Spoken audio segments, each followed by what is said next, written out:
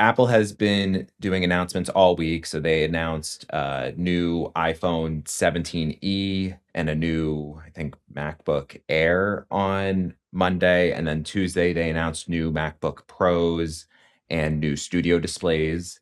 And then today, they announced a brand new MacBook line, the MacBook Neo, which comes in at $599, dramatically cheaper than the MacBook Air, which currently starts at 1099. Before they did the update on Monday, the cheapest MacBook was 999. So they actually increased the base Mm. price of the MacBook Air and the MacBook Pro by $100. But they also doubled the storage when they did that. So it's not a complete loss there.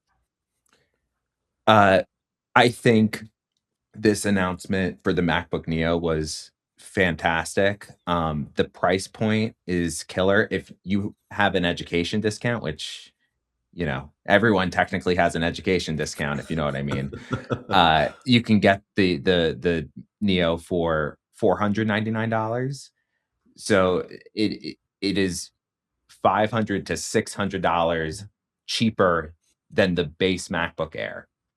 So then the question is, well, where did they cut corners? And you do get less RAM. You get 8 GB as opposed to 16 GB. It You get a smaller screen. The biggest thing is the processor in it is the A18 Pro chip, which is the same chip that came with the iPhone 16 Pro. So it's the first MacBook to use an iPhone chip, where the other MacBooks are on the M series, which is like the iPhone architecture, but it's a totally different, more powerful chip. But with that said, the iPhones could basically do anything these days, so it's still a very powerful, capable chip. Yeah. So to me, the bang for to buck ratio is spot on. I always say, like, tablets and phones are for viewing, and computers are for doing. Meaning, like, if you wanted to build an application, make a video, make a song, like do something a little bit more power intensive, you want to be on a computer. If you're someone who's more so consuming with your computer, reading emails, writing emails, even writing documents or using Excel, like, this is the perfect computer for you. I think this is going to be the perfect computer for most students. If you want to do anything a little bit more intense, that's when I would recommend maybe not going with the Neo. So those are my initial thoughts, initial rundown. What are your thoughts? Okay. So when I saw the MacBook Neo, which by the way, like is not a big deal in terms of technological, like it's just another MacBook, right? It's the first time probably in more than a dozen years where I've been like, did I see something wrong? This is like one of the most exciting products that Apple has launched because it gets the product right, but most importantly, because Apple has been pretty good at getting the product right for quite some time. What it has really missed out on is the price. On this particular product, it nails the freaking price. Yep. And this is the problem that I've had with Tim Cook and Apple for more than 10 years is that they just don't know how to price things. And this MacBook Neo at 599, and as you mentioned, 499 starting point, which they only have two variations, by the way. The extra $100 to get 512 gigabytes of storage as opposed to 256 and get the fingerprint Touch ID. recognition is totally Yep. worth it. So for like basically a $600 education discounted price, and who isn't a student of knowledge? So you're right; everybody should be getting the education price. That's right. Um, Hey, if you're watching this podcast, you're a student of knowledge. You get the that education discount. that's right. And by the way, to find it, all you got to do is do a search for Apple Education Store, and Yes, you'll see the discount and you apply, qualify. and you qualify. Which you didn't hear it here, but but but for $600, you get a fantastic computer, which the processor, by the way, is faster. Somebody replied to me that it's 50% faster than the M1 chip Mm. that's in MacBooks and MacBook Pros. So, and I have an M1 MacBook Pro that I've had for 5 years. This thing is a beast of a machine still. So The processor is plenty fast for the 98th percentile, I would imagine. The amount of RAM it has, they don't even advertise it, which I love because who cares? What Mhm. people miss, especially people who like come from the Windows world, is that in order to run Windows in any kind of functional way, you need a lot of RAM. And in fact, any laptop or computer that is running Windows probably needs at least twice as much RAM as you do on a Mac to do almost the exact same things. So Macs and MacBooks in general have not had this sort of like monster RAM need the way Windows machines have. So that's not a super big concern. Nobody even knows how much RAM their iPhone has, right? Like, who cares? As long as it works well, it's fine. And I think for the students, for the typical computer user, this is the perfect machine for $600.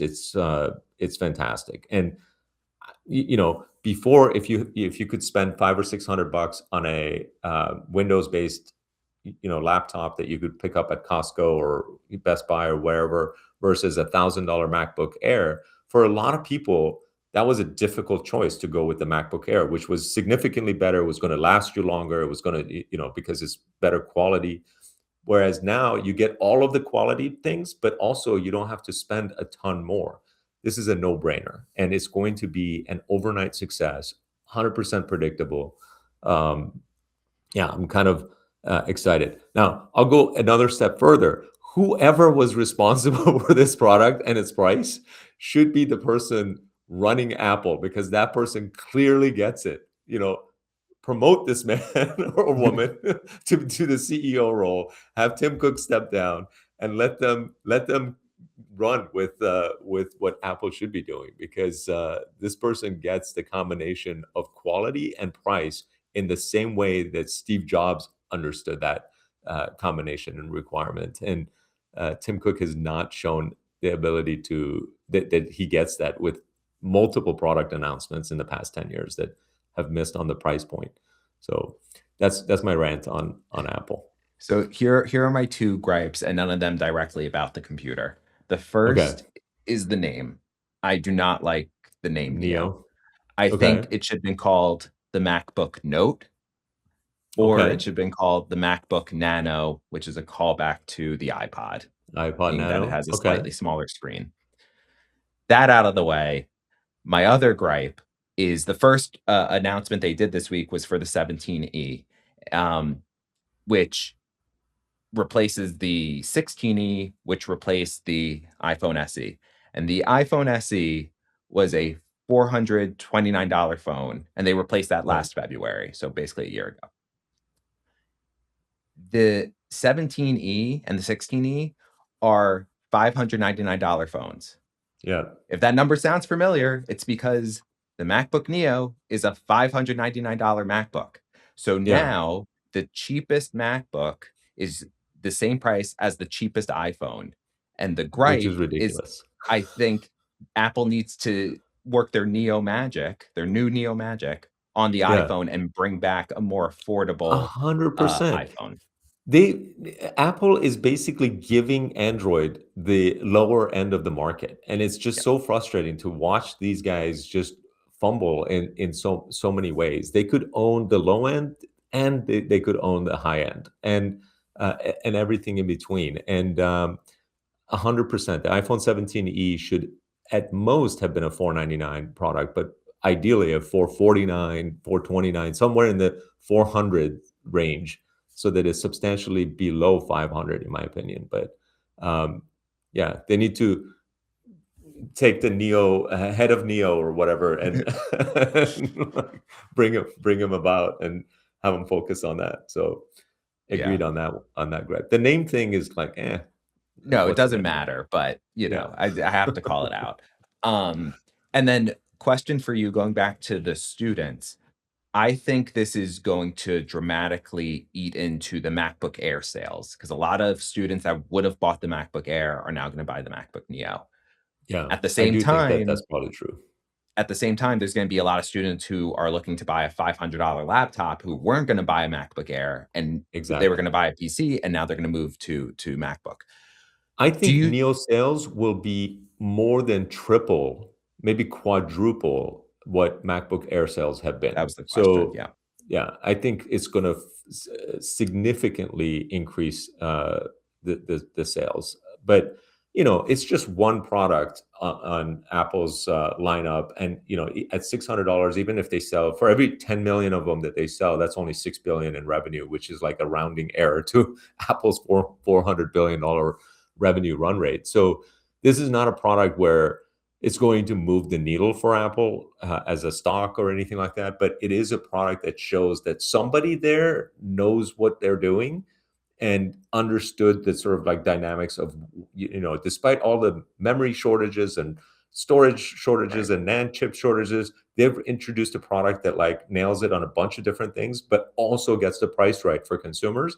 And that person should be promoted, even if not to the CEO role, to something close. So, like, put them in charge of all pricing and. Did we lose me? Oh, you're I, back. I, yeah, I got disconnected for a second, but I anyway, put think them in Tim charge of Cook all this. did not like what you were saying, and my he Mac, just my Mac is shutting down right now.